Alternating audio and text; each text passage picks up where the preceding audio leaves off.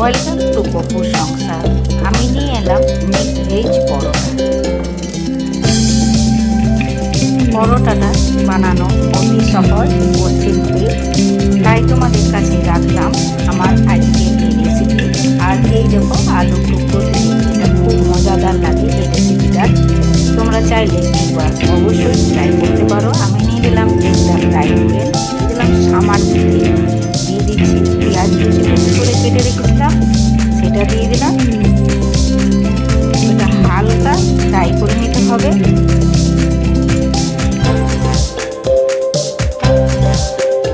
দিয়ে দিচ্ছি সামান্য সবুজ লঙ্কা, তোমরা চাইলে লঙ্কার পরিমাণটা বাড়িয়ে বা কমিয়ে দিতে পারো। আর কেটে রেখেছিলাম গাজর ও মূলো, এটা হালকাভাবে ভেজে নিতে হবে। ভাজা হয়ে গেলে আমি পালং শাক, লাল শাক রেখেছিলাম কেটে। তোমাদের হাতের কাছে যা যা সবজি থাকবে সব সবজি দিয়ে এই উপকরণটা করতে পারো। আমাদের বাড়িতে অনেক সময় অল্প অল্প সবজি বেঁচে যায়, সেগুলো আমরা ফেলে দিই। সেগুলো ফেলে না দিয়ে এইভাবে যদি বাচ্চাদিকে খাওয়ানো যায় তো খুব একটা পুষ্টিগুণে ভরপুর হবে। লবণ দিয়ে দিলাম আর হলুদ দিয়ে দিলাম, দিয়ে দিচ্ছি জিরে গুঁড়ো, ধনে গুঁড়ো আর সামান্য গরম মশলা দিয়ে ভালোভাবে নেড়ে দিতে হবে।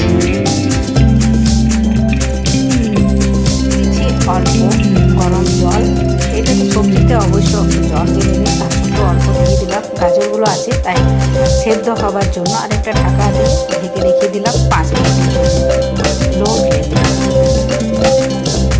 5 মিনিট হয়ে গেলে আমি আবার ফিরে এলাম। দেখো আমার সব জলটা এইভাবে নেড়ে দিতে হবে।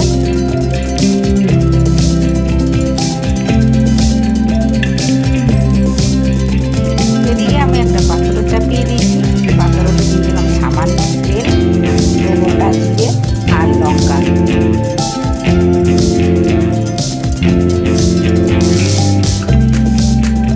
লঙ্কাটা দিয়ে অল্প নেড়ে নিতে হবে আর দিয়ে দিতে হবে সবজিটার উপর। তোমাদের ভালো লেগে থাকলে অবশ্যই একটা লাইক, শেয়ার, সাবস্ক্রাইব করো। আর নতুনরা অবশ্যই একটা সাবস্ক্রাইব করে দিও। আর পুরোদমটা তোমরা নোটিফিকেশনটা অন তোমাদের কাছে পৌঁছে যায়।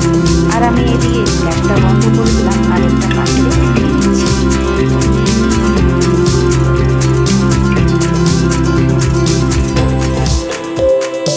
চাইলে এইভাবে গরম ভাতের সঙ্গে খেতে পারো কিংবা রুটি দিয়েও খেতে পারো, দুটোর সঙ্গে এটা জমে যায় এই রেসিপিটা। আমি কিন্তু বললাম পরোটা বানাবো, তার জন্য এটা নিয়ে নিলাম গমের আটা আর দিয়ে দিচ্ছি এটার মধ্যে আমার মিক্সড ভেজ। এটা আমি অবশ্য অল্প ছেড়ে নিয়েছিলাম, তার মধ্যে আবার এটা দিয়ে দিচ্ছি।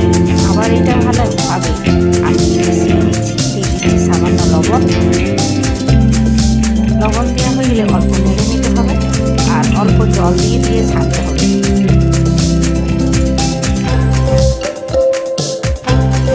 ছানা হয়ে গেলে ঢাকা দিয়ে রেখে দিতে হবে 10 মিনিটের জন্য। 10 মিনিট পরে ফিরে এলাম। আবার এটা অল্প দিনে লিচির আকারে কেটে নিতে হবে।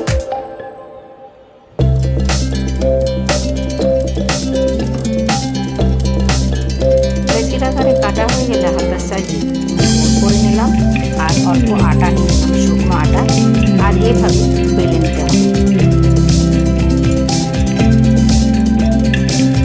আমি প্রথমে এটা দুটো রুটি করে দেখিয়ে দিচ্ছি, কারণ আমার প্রথমে দুটো রুটি লাগবে, তার জন্য রুটি করে দিচ্ছি। আমার বড়ি চলবে না, তাই আমি রুটি করে নিলাম। আর রুটিটাও তোমাদের কীভাবে করবে, এভাবে এক পিঠ হয়ে গেলে আর এক পিঠ উল্টিয়ে দিলাম আর এটা চালু দিয়ে আমি একবার উলট পালট করে নিচ্ছি। দেখো কি সুন্দর রুটিটা ফুলে গেল। এইভাবে করে নিতে হবে মিক্সড ভেজের রুটিটাও।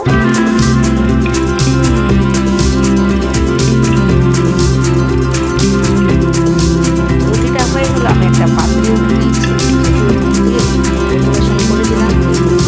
রুটিটা প্রচুর পরিমাণে সবজি দিয়ে আছে, তাই সবজি আজ তরকারি করলাম না, ওইভাবে দিয়ে দিলাম। আর আমি এবারে চলে এলাম পরোটার রেসিপি নিয়ে। পরোটাটা এইভাবে বেলে নিতে হবে। প্রথমে রুটির আকারে বেলে নিতে হবে। রুটির আকারে হয়ে গেলে আমি এটা 3 কোণা পরোটা করব। দেখো সামান্য তেল দিয়ে দিলাম, তেল দিয়ে সে ভাঁজ করে নিয়েছি। আর উপরে আবার দিয়ে দিলাম তেল, আরেক ভাঁজ করে দিচ্ছি। এইভাবে মুখটা বন্ধ করে দিতে হবে।